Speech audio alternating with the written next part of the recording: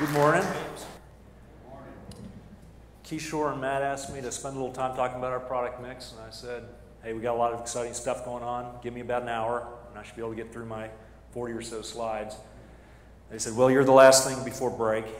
Do it in about 15 minutes, and then if we're running late, do it in less time than that. So I'm going to go along with the Guy Kawasaki theme of less than 10 slides in less than 20 minutes and see if we can get through it.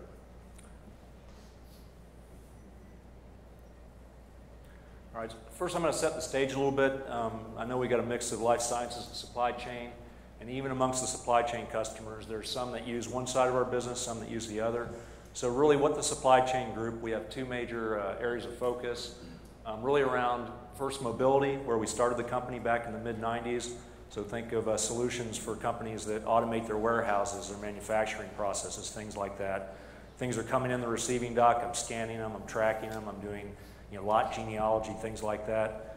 All the things to kind of automate the capture of data historically. So, enterprise mobility is a space that we kind of categorize that in. Enterprise mobility is a lot larger space than what we've done historically.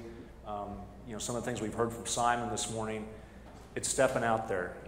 We haven't had a session yet where iPad hasn't been mentioned. I don't think we've had a session where Angry Birds hasn't been mentioned either, but new technologies, trying to kind of figure out where those fit in our roadmap, and I'll talk a little bit more about that. The other thing you notice when we talk about mobility, it's really ERP-centric. We started with Oracle, again, back in the mid-90s, and since then we've expanded into SAP.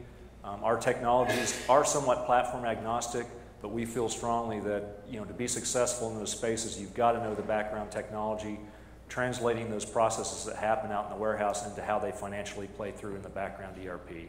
So, 95+% of our customers run either Oracle and or SAP. On the collaboration side, it's a little less ERP-centric, but still we've got the expertise around the big ERP systems. Really started, back, I know we've got some representatives from AMAT here. We thank them very much for being here and also being our first customer on those solutions back in, I think, around 2000, 2001 timeframe. Started with procurement solutions where we're automating, the process of sending purchase orders out to suppliers and then tracking the flow of those materials back into manufacturing locations. That was somewhat of a novel thought back then. There were companies doing it, but that was pretty cutting edge stuff.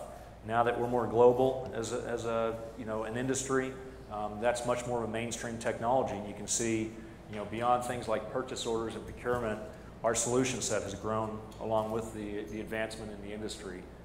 We're going to talk a little bit today about vendor managed inventory. We do some things around demand collaboration where we're sharing, long-term demand schedules. So, again, I'm not going to read through all the slides and limited time, but there's lots of spaces we've expanded into, but it's really all about connecting up that virtual supply network. I'm now a virtual company. I don't have my own manufacturing, my own distribution in many cases. So how do I manage that as well as I did when it was all part of my organization? That's really what those solutions on the left side are about. And then, the final thing I'll mention before we jump on is, across all of that, we're a services company. We do have technology, but we're a services and a software company. So, I've heard a lot of themes around solutions, and I think that is an overused term, but we don't think it's enough to have some great technology sitting on the shelf and say, hey, Mr. Customer, go run with this thing. We want to come in there, understand what a company's trying to do, and a combination of our services, our business expertise, and our technology solve those business problems. So that's spot on with our approach. Again, hot area, business intelligence and analytics.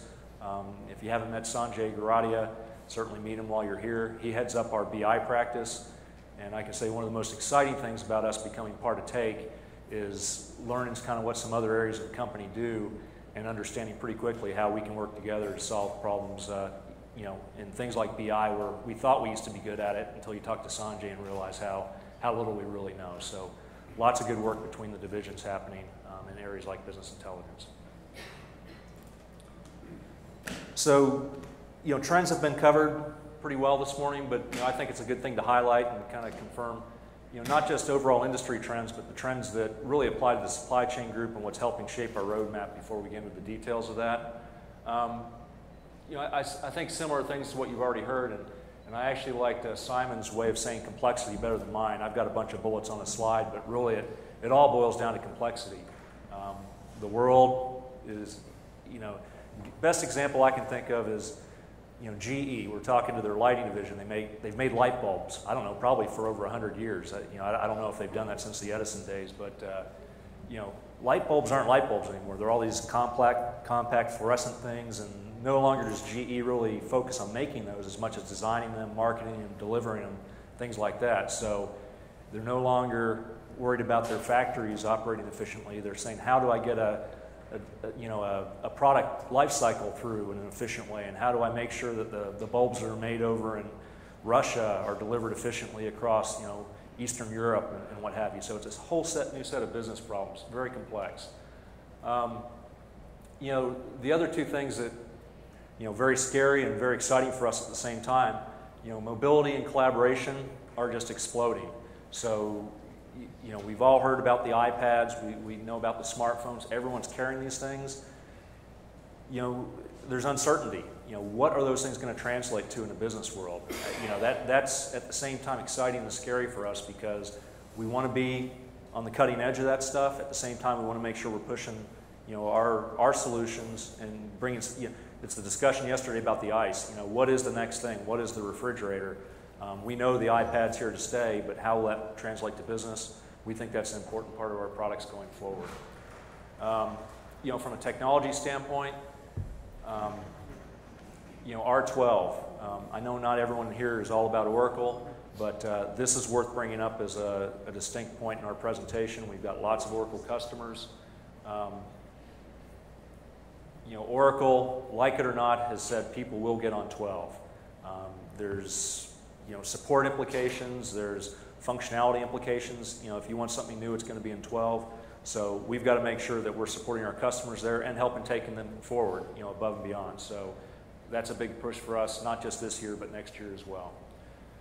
Cloud and SaaS, I think that falls into the mobility thing as well. We had a big push with cloud applications last year. If you came to our last session, you heard a lot about OneSCM, and that's an exciting product that we launched last year. That's not going away, but I still think industries are figuring out what are the business problems I need to solve with cloud or SaaS solutions, what are the ones that are more relevant for me to solve on-premise.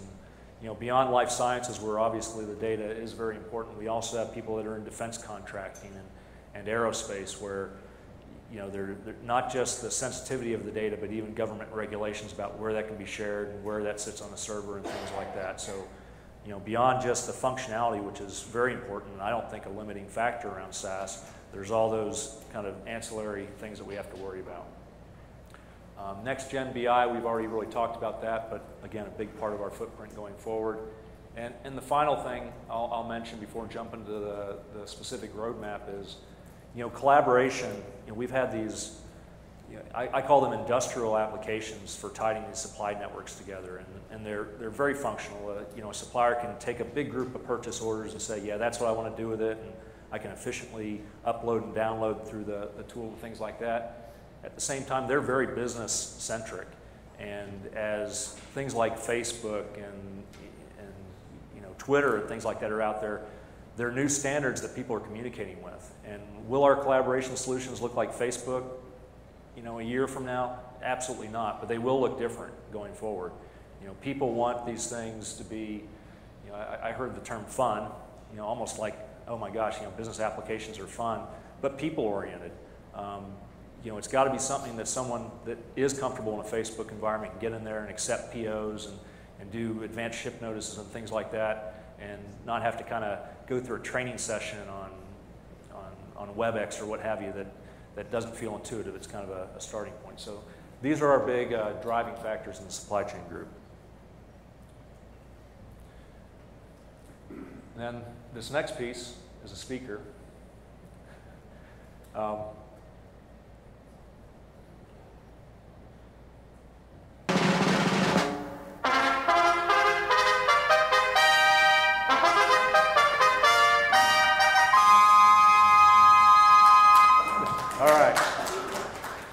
So that's our big announcement of 5.8, and want to create some fanfare. I tried to bring fireworks on the plane and do pyrotechnics, and that didn't work out, but